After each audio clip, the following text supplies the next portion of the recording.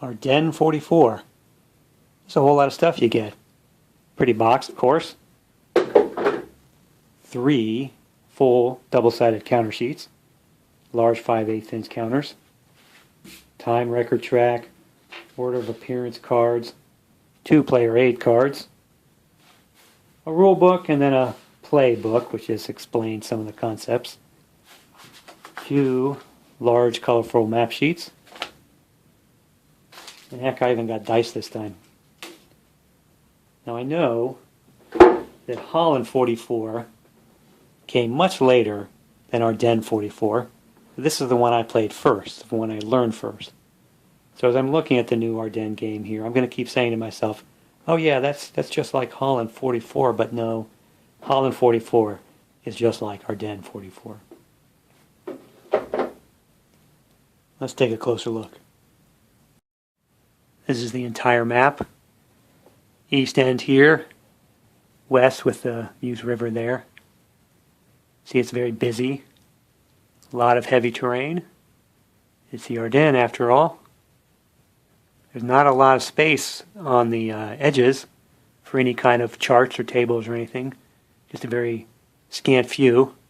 Most of those are represented on the player aid card.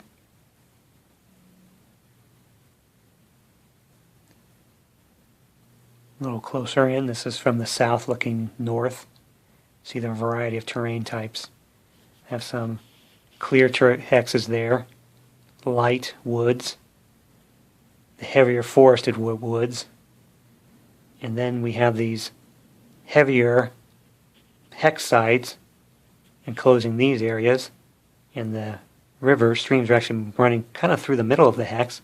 That's a special kind of hex called a wooded rough, and it's kind of implied with these hexes that there's a ravine here, so that these hexes surrounding it are actually a slightly higher elevation.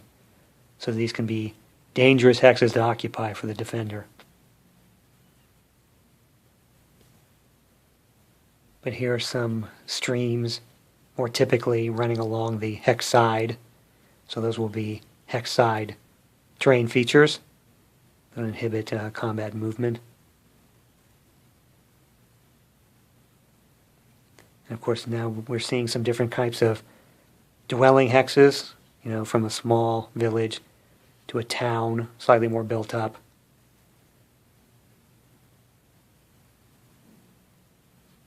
And finally up to a city, big kind of like yellow background with the heavier urban looking areas. Now that's the Meuse River there, so it's a larger impediment than the little streams or the creeks there.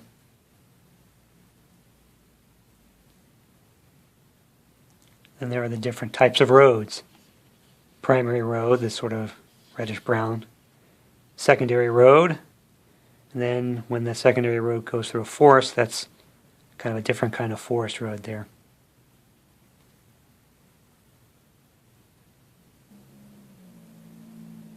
And there are some spots that are natural choke points to traffic, so they will impede German movement across these areas. Obviously, at the beginning of the game, they want to get through here as quickly as possible, and they're going to be stopped by these choke points. This town in particular has an effect on German traffic.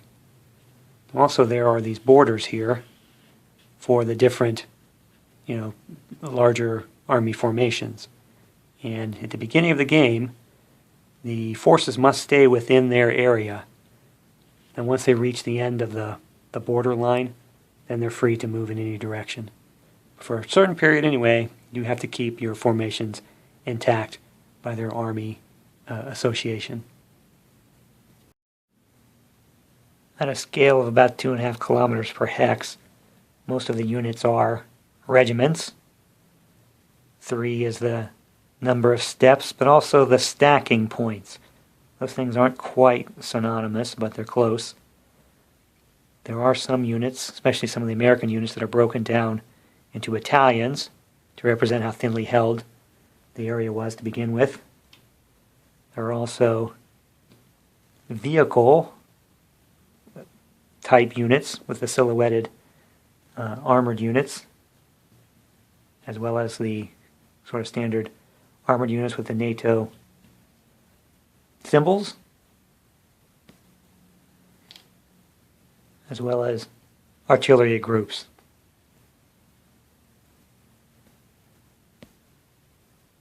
So in addition to the branch representation in the unit ID, we have 3 numbers: attack, defense, movement. The little box around the center, defense, is the morale rating. Red is an elite unit.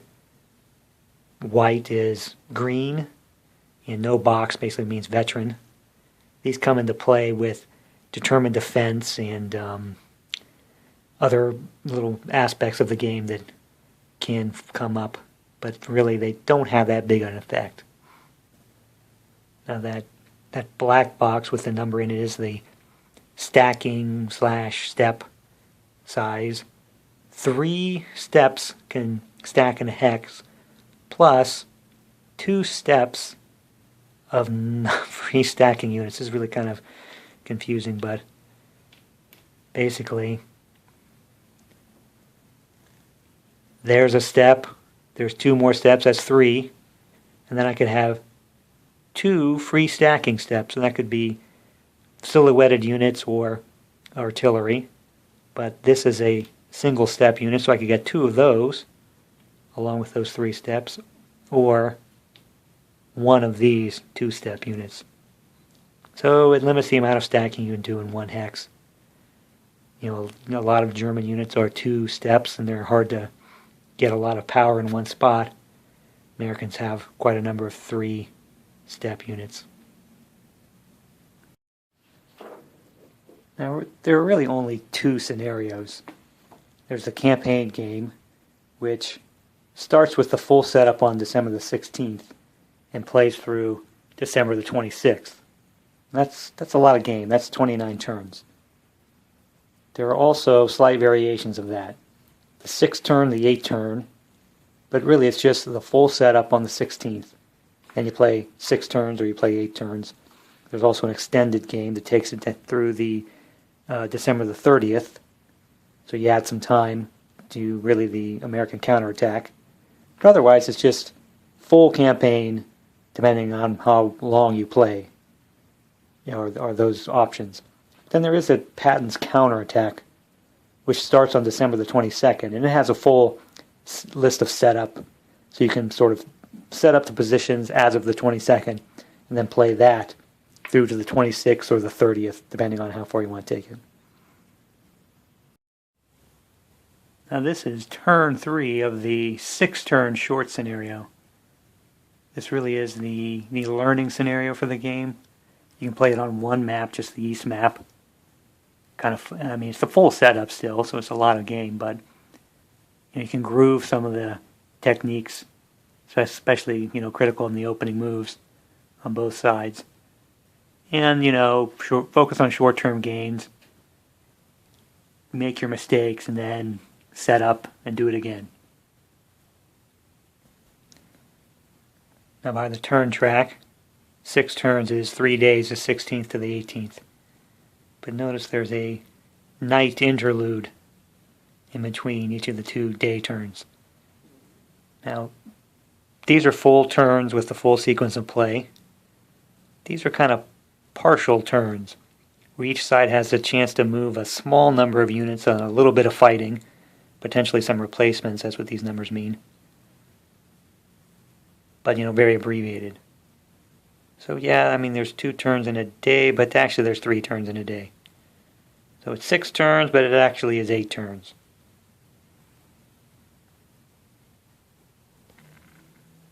And here are the phases of a day turn. Basically the same for both sides, although there's a special phase for German fuel shortages, because you have to have that in an Ardennes game. But it starts with an artillery. Bridging is either demolition or reconstruction, movement, rallying units from their diminished states, combat, traffic marker, which allows you to essentially put up roadblocks and traffic bottlenecks to slow down advances, and then supply and surrender, which is kind of interesting. And at the end of the second turn, the Allied turn, you check for any kind of victory conditions that might occur. Here we see a couple of things going on that are unique to this game. The first is the infamous zone of control bond. You can love it or hate it. I just see it as a game mechanic. Many games have the concept of a zone of control, the area, the 6 hexes around it that are affected by a unit. Most have the concept of you move into a zone of control and you stop. You can't move through a zone of control. This game has what I would consider to be sort of a moderate locking zone of control. You can move into a zone of control and stop. If you start in a zone of control, you can move 1 hex, even in the same zone of control of the same unit. If you have, let's say, something like this, 2 zones of control, you can still move 1 hex in that same zone of control. So you can kind of infiltrate around, a very long time, 1 turn at a time, but through zones of control. What the zone of control bond does is kind of give a little extra power to overlapping zone of control. This is how I look at it. So that hex is overlapped by these 2. You can't move that 1 hex into here. It's effectively occupied by both those overlapping zones of control. So it completely locks that hex from any kind of movement. You can still move this way, just couldn't move into that hex. There's also the hex side zone of control bond. So you couldn't infiltrate 1 hex through to here because that hex side is blocked by these overlapping zones of control. So units form ZOC bonds, but also map edge hexes do. So you can see a hex side zone of control bond right there between the cavalry and the edge of the world there. The other thing we see are good order units and then diminished order units, disrupted and broken. Disrupted and broken units, they kind of follow, I guess 3 basic effects. One is that if you're disrupted or broken, you can't use that unit to form a zone of control bond. In their half of the turn, these are Allied units that are broken. In their movement phase, they have to move away from enemy zones of control. Cannot remain in an enemy zone of control if it's possible to move away. The third thing is that when they're attacked by the enemy, the attacker gets a shift to the right, positive combat effect when they attack disrupted or broken units. Now, broken units are just a little bit more vulnerable. If they're ever forced to retreat when broken, they're eliminated. So you very much want to get them out of the line of fire until they can start to recover. Recovery is automatic, 1 level, when you're not in a zone of control. And then there's a die roll on a table if you are in a zone of control for some reason or another. One of the subtle aspects of the game is movement. There are various kinds of movement. There's normal movement, where you just have a movement allowance and you pay the terrain cost by moving through the terrain. Roads, light forest, so on. That's affected by the type of unit, pure vehicle, sort of infantry types, what they can pass through and not. There's also a thing called tactical movement. Tactical movement allows you to ignore terrain costs and move 2 hexes. So regardless of how many movement points you have, you can use tactical movement. So there's a lot of zones of control around here, but an infantry unit could move 2 hexes regardless of terrain. Like through this heavy forest, there are 3 movement points. Probably couldn't get them that far, but with tactical movement they can always move 2. That also allows infantry types that are adjacent to an unbridged river to cross that river as long as they're using tactical movement. Non-mechanized types of units, infantry, have an extended movement. They can add 2 movement points to their movement factor as long as they do not end adjacent to an enemy unit. They can actually begin adjacent to an enemy unit, pay the cost of moving out of a zone of control, that's 1 movement point, and then move, like a total of 5. So to move here, they would go 1 to enter the hex, 1 to exit the ZOC, that's 2, 3, 4, and 5. So they could get all the way to that hex using extended movement. Vehicle types have strategic movement. That's much more limited. That capability is represented by counters, and there is a strict limit to the number available to each side, 10 for the Allies and 5 for the Germans. So you can mark a unit with strategic move and move them double their printed movement factor. But they can't begin or enter an enemy ZOC. So, we don't have too many units there. This unit could move with strategic movement. Now on the reverse side is a truck counter. For the most part, infantry types are not allowed to use strategic movement unless you assign them a truck. So this is really helpful for arriving reinforcements for the Allies. You can assign them trucks, then they can move 12 movement points, whereas even with extended movement they can only move 5. But there's only 10 of these, so if you're using these to truck in reinforcements, you can't use them for strategic move for, armored cavalry that's already on the map. And the Germans have a similar choice to make. If they want to strategically move some arriving reinforcements, that robs them of these special artillery truck movers.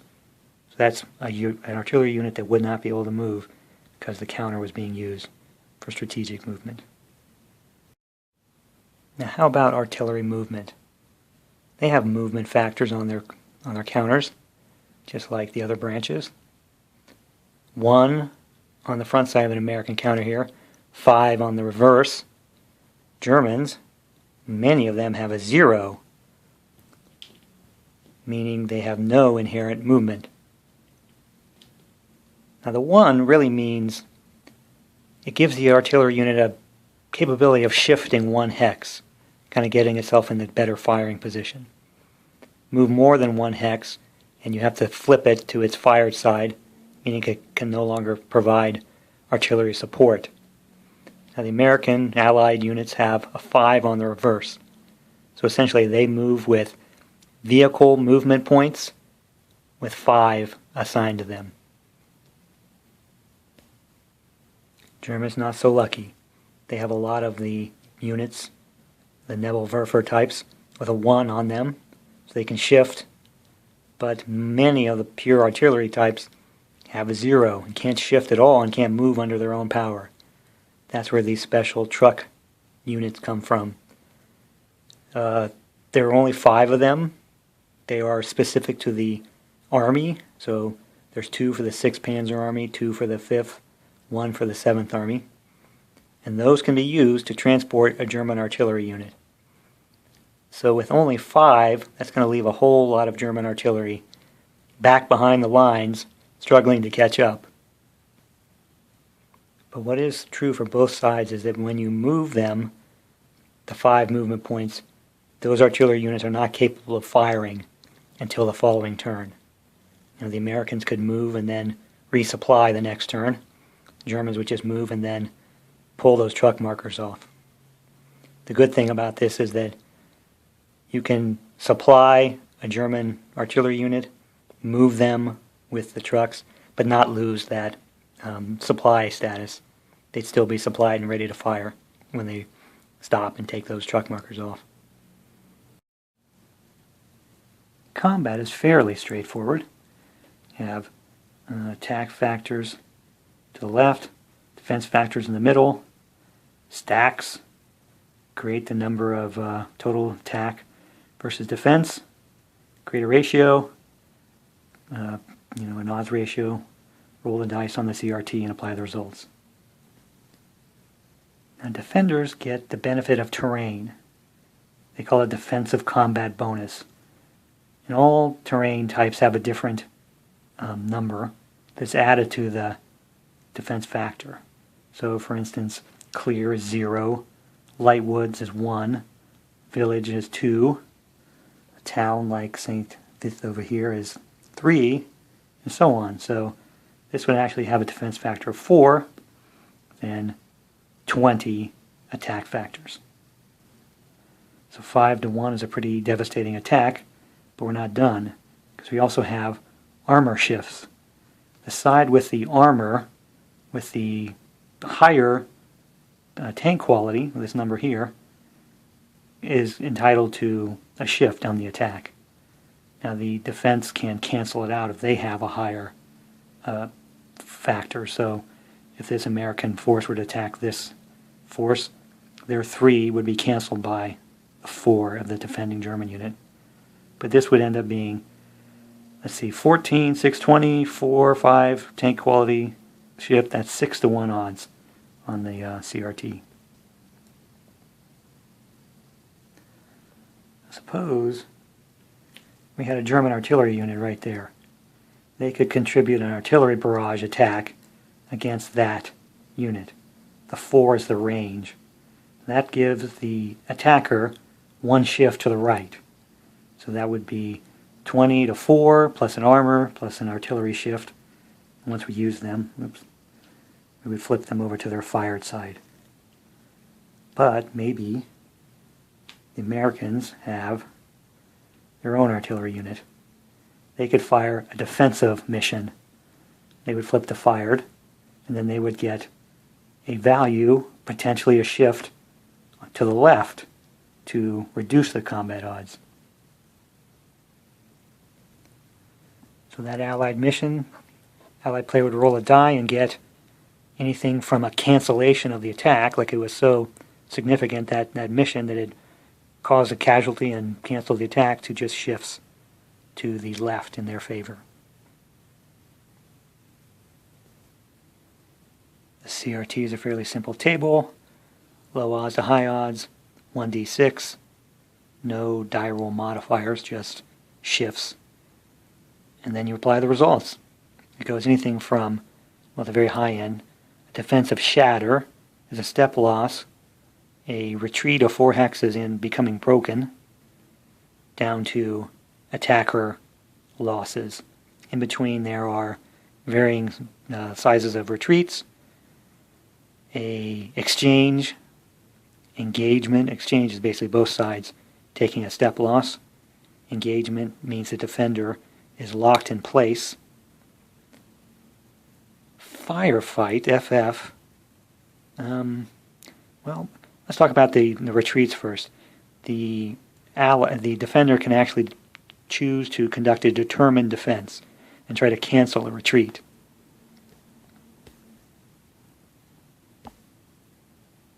So after the CRT result is determined, the defender can declare that they will do this determined defense, roll a die, apply their modifiers, and either successfully conduct the defense and avoid the retreat, potentially losing steps, inflicting losses, or failing and having to retreat anyway. And when the result is an FF, that's a firefight, which is essentially a determined attack. The attacker can declare that they want to pursue that attack, which is handled on a special firefight table. Again, you roll a single die, apply any of the modifiers, and it can be anything from inflicting losses or retreats on the defender to incurring losses yourself with this special result, Engage Plus. This means that the defender is engaged, but the attacker is given an attacker advantage, which if that battle continues into the next turn, that'll give a shift, positive shift to the attacker in continuing that fight. So even after a CRT result, there's still some choices for both sides to make as to whether or not they can or want to pursue and really take or defend that hex. Now the CRT kind of conveniently gives us several of the types of advances that are possible. As typical, you win a fight, you get to advance. There's something called a limited advance. Usually it happens with an exchange, whereby when the defender is removed completely from that hex, lost all his steps, you can advance one hex into that vacated hex. A regular advance is a one hex advance in any direction. It doesn't have to be into the hex that the defender had vacated. And a bonus advance is 2 hexes in any direction. Now the green is showing me a special thing called breakthrough combat. That means a unit or a stack of units can move, conduct their advance, and at the end they can actually conduct another combat. So you can, if you have a strong enough stack, string together several, huge victories and continue advancing and attacking. Now, vehicle type units, mechanized type units, have a bit of advantage with the advance. If they, knock a unit back and they get an advance and they conduct their advance along a road, they are permitted to take 1 extra hex. So suppose they have a bonus advance of 2 hexes, these vehicles could actually move 3 hexes. So that in conjunction with a breakthrough combat can definitely propel you along an axis of advance. Many of those concepts are common to the 44 family of games. So what makes this unmistakably a bulge game? Well, for one thing, the terrain. We have choke points. We have, heavy forested areas. We have these forest roads that are very expensive for vehicle type units to move through. So those present some real impediments along with the rivers. The bridges to the German advance. There's also these ideas of traffic markers. Each side gets a set of 6 of these markers. They can be placed anywhere on the map.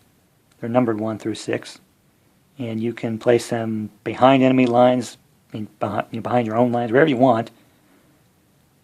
With the one caveat that then you roll 2 6-sided die, and you remove 2 of the markers corresponding to the value of the die. So you roll a 3 and a 4, you pick up the markers number 3 and 4. So you don't have complete control over where they go, but where they end up can be real impediments to movement, increasing the cost of the terrain by 2 movement points. There's an optional rule that I think worth using is the roadblock markers. Each side gets 2 of these. The placement is a little more restricted. They have to be within supply and within range of one of your units. And they kind of represent a more fixed impediment. They do not get removed randomly. They get placed wherever you want and they remain there at your discretion. You can move them around each turn. Traffic markers are only removed by die roll. The roadblocks can be removed at your discretion, or if an enemy unit finishes a movement or combat phase stacked with the roadblock marker, that will remove it as well. So moving through it, you can't think of it too literally. It's not like if you move through it, you've just brushed past the roadblock and cleared the road. It actually has its effect for the full phase. Starting on turn 7, there's also the effect of fuel shortage on the Germans. There's a special table, 2 of them actually, and you roll on them and you can either have 1, none, several, full divisions affected by the fuel shortage. And the net effect is that they just are marked out of supply. So not only are their movement inhibited, but also their combat abilities. Now, the Germans can mitigate this if they can capture an actual operational fuel dump represented by one of these 3 markers. That postpones the effect for a little while, but eventually that fuel shortage will hit the Germans and really hurt them. Now, the interesting thing is that these are placed, there's 3 of them, only 1 of them is an actual fuel dump. The other 2 are dummies. And they're placed blindly by the Allied player, so even they really aren't supposed to know exactly which one of them they're supposed to defend. And the Germans also get von der Heydt's Paratroop Battalion. Can be placed anywhere, but they have a very low possibility of success. There's a die roll on a table. They can land full strength, reduced, or just not at all. Usually if they land, they're going to be mired behind enemy lines and be subject to out of supply and surrender anyway, so they're not really much of a help. Skorzény's 150th Panzer Brigade. They do have some special capabilities to try to evade detection. They can try to avoid zones of control, again through a die roll, or they can make a secret, an attempt at a surprise attack, again with a die roll. If they pass that die roll, they can, use those abilities. Once used, they're gone. They go back to being a standard German unit. Now, the German Gref Commandos are kind of represented by their traffic markers. Even though they can go anywhere, heck, you can put them at the far edge of the map if you want. But there is an optional rule that allows you to use this special commando unit, put it next to a bridge you want to protect, and potentially make it harder for the Allies to demolish that bridge. Essentially, the commandos holding that bridge while your units, advance to capture it. Both sides have artillery units. Germans have a great amount of artillery in the beginning. The Allies will gather up their artillery power in the course of the game when reinforcements. What the Germans don't have is a supply. They will have a great number of units that will fire on a turn, but then not be able to be resupplied in the following turn. At most, the Germans can supply 3 units per turn. Allies can supply all of them, meaning they can flip from fire to the ready side. Germans with only 3 means it'll really be at a premium to figure out where you want to attack with that artillery and make sure not only do you get them in place, but have them supplied at that time. Now, entry hexes ring the map along all the edges, and for the Allies, they're grouped together essentially around the off-map holding boxes. So here, this is printed on the west map, but the Allied southeast off-map box has 3 related entry hexes, A, B, and C. Now they extend along that south edge pretty far to the west. Now, the effect of German occupation of one of those entry hexes is to shut down all entry hexes in the group, meaning no Allied reinforcements can arrive while the entry hex is occupied. That can be a serious problem. You need those reinforcements to not only bolster your defense, but also to allow your eventual counterattack. So what the Allies can do is stack units in these blocking positions, these little off-map boxes, and when they get 6 defense factors, they essentially nullify the German occupation of that entry hex, and that opens up the remainder of the entry hexes for entry of reinforcements. So keeping a hold of that flank is really crucial to the Allies, because if you can't get those nice reinforcements coming in late from Patton's Third Army, you're definitely going to collapse. Maybe the final little wrinkle are the night turns. Combat movement is restricted. You can only move or fight with the units you mark in the PM turn with these special night markers. Which means you have to plan in advance which units you're going to want to fight at night.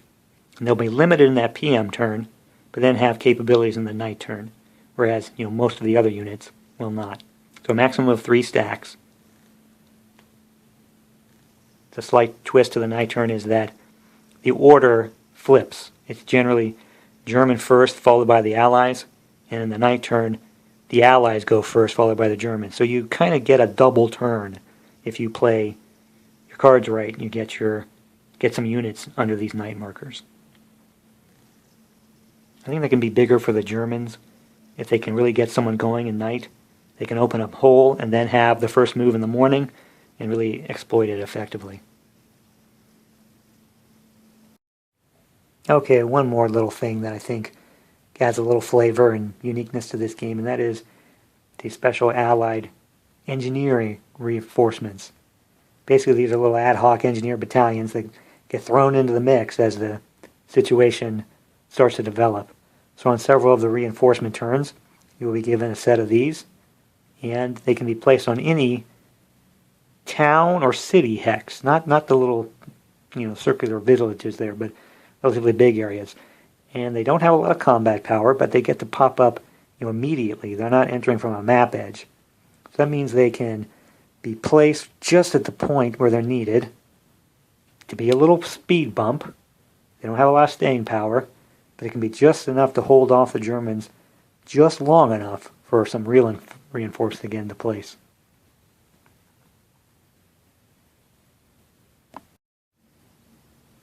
We play to win the game, and the game is essentially won by the Germans or lost by the Germans.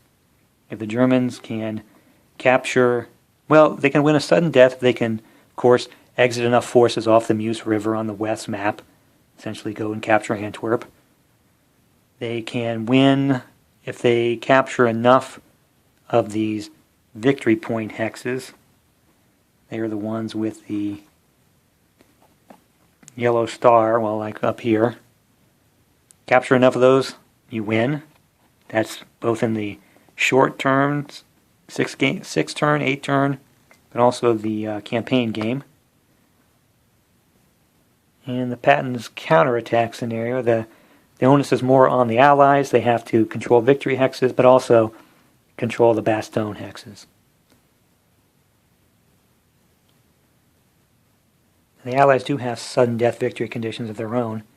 Essentially, if they can control three of the original divisional setup areas on the German side, that's a sudden death victory. So what that really means is the Germans have to protect their flanks. They can't throw everything in the spearhead and leave themselves open here, because the Allies could sneak in a couple of recon units, occupy some of those zones, and boom, the game's over. All in all, I find this to be a pretty decent Bulge game. Built on the bones of the 44 family of games. It really gives a nice simulation of this event without too many special rules. Time and again, as the Germans, you'll be stymied by the terrain or the small forces opposing you, just barely about to break out, but then stopped by something beyond your control, be it the traffic markers or a pop-up reinforcement. For the Americans, you have these thin line, ever expanding perimeter, and you'll find it harder and harder to block those avenues of advance for the Germans, and just barely able to hold on with each turn's reinforcements bolstering you just barely enough to keep you intact. I can't say I have the best sense of how to play either side just yet. What I think I noticed is that artillery is very effective in offense and defense. Germans have a tremendous amount of artillery spread across their front, but it's very slow, so it's not going to be able to keep up with the advance. Also, they have very little ammunition. Basically, they'll get 3 shots per turn. So that means in order to get those advantages, they're going to have to stick with their armored units, trying to put them out in the forefront, of course, because they're mobile, but also because they get those armored shifts in the attack. And for the Allies, that means that the exchange combat result isn't so bad. Because basically every time they trade one single step of maybe infantry, they're probably knocking down or eliminating one of these armored units, and thereby eliminating some punch in the form of those shifts later in the game. Further west the Germans go, the less punch they're likely going to have, absent armored units and the trailing artillery. Both sides have to be sure to protect those flanks, but the Allies really specifically to keep their flow of reinforcements coming through those entry areas. If those get shut down by the Germans, they're going to have a very hard time both holding back the attacks, but also coming up with their own counterattacks late in the game. Back to the Germans. I'm not sure going for these fuel depots really is going to pay off. At the most, it just delays the fuel shortage for a little bit. You're going to have to pay that price sooner or later. So I wouldn't sell out to get those. If they're not, readily available, as they almost appear to be right here, I think I'd focus on the more productive avenues of advance towards the Muse rather than towards those fuel supplies. I'm not at all surprised I like this game. I liked Holland 44 very much. Knowing those mechanics made picking this one up pretty easy. There are a lot of different play techniques between this game and that other one that makes it interesting, even though they're both sort of bulge games. This is the German bulge going to the west, and the Holland 44 was the Allied bulge going to the east. Very different plays, but with the very same system. Similar, I should say. But one that I enjoyed in both situations.